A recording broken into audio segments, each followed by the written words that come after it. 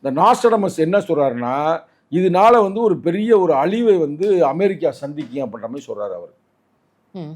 America வந்து ஒரு அவர் சொல்கிறது வந்து ஏறக்குறைய உண்மை மாதிரி இருக்குது. ஏன்னா அவர் வந்து வாழ்ந்த காலத்தில் அவர் வந்து நல்லா கேட்டது முக்கியமான நாஸ்டடமஸ் யாருன்னு சொன்னால் தானே மக்களுக்கு புரியும். கண்டிப்பா. அவர் என்ன பண்ணுறாருன்னா 1755 ஜூலை 1ஆம் தேதி ஒரு நண்பர் வந்து பார்க்குறாரு. நான் வந்து நாளை காலையில் வந்து உங்களை சந்திக்கிறேங்க அப்படின்னு சொல்கிறாரு. நாளைக்கு நீ வந்தால் நான் இருக்க மாட்டேன் அப்படின்றாரு. இவருக்கு வந்து ஒரே டவுட் ஆச்சு, என்னங்க அப்படின்னு. நாளைக்கு நீ இங்கே வா, நான் இங்கே இருக்க மாட்டேன்னு அவர் நினச்சிக்காரு. சரி, அது வெளியூருக்கு போயிருப்பார் நினச்சிக்கிட்டு வந்து காலைல பார்க்குறாரு, செத்து கிடக்கிறாரு. செத்து கிடந்தது மட்டுமல்லாமல் இதை பூரா அவர் முன்னாடி எழுதியிருக்கிறாரு. நான் இப்படி இத்தனை வருஷத்தில் இப்படி நான் இறந்து போவேன்னு. இறந்து போன பிறகு அவர் இவ்வளோ பயங்கரமான ஒரு விஷயங்கள்லாம் சொன்னார்ல, நடந்து கொண்டே இருந்துச்சுல. அதனால இவருடைய கல்லறை உடைச்சி பார்க்குறாங்க ஒரு 200 ஆண்டுகளுக்கு பிறகு.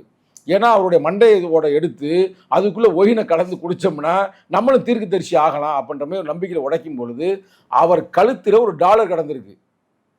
அந்த டாலரில் என்னன்னா அவர் இறந்தது 1755, கரெக்டாக 200 ஆண்டுகளுக்கு பிறகு சேர்த்துக்கிறங்க. அந்த ஆண்டை வந்து அதில் எழுதி வச்சிருக்கிறாரு. இவங்க என்னைக்கு திறந்தாங்களோ அந்த ஆண்டு அந்த டேட்டு அப்படியே இருந்திருக்கு அவர் டாலரில். அவங்க பயந்து போயிட்டாங்க. இன்னைக்கு தான் பாடியை திறந்து பார்த்தா எலும்பு கூட்டில் அப்படி எழுதியிருக்கே அப்படின்னு சொல்லி அதிர்ச்சியில் ஓடி போயிட்டாங்களாம். அதையும் அவர் பாட்டில் எழுதியிருக்கிறாரு. அந்த வரிசையில் தான் ட்வின் டவர்ஸ் அடித்தாங்கல்ல, அதை எழுதியிருக்கிறாரு. அதேமாதிரி டயனான்னு ஒரு பெண்மகள் இறந்தாங்கல்ல, அதை எழுதியிருக்கிறாரு.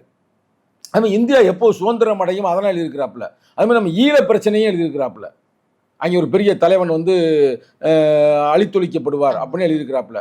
அது மட்டுமல்ல, அது ஒன்றதான் தமிழர்களுக்கு சம்பந்தமாக எழுதப்பட்டது. அது என்னமோ அதுக்குள்ளே போனோம்னா தனியாக ஒரு இன்டர்வியூ எடுக்கலாம். அவர் என்ன சொல்கிறார், 3 கடல்கள் சேர்கின்ற இடத்திலிருந்து ஒரு தலைவன் உருவாகுவான், அந்த தலைவன் உலகத்தையே ஆட்சி புரிவான் அப்படின்னு நம்ம குமரி கண்டத்திலேருந்து சொல்கிறாரு.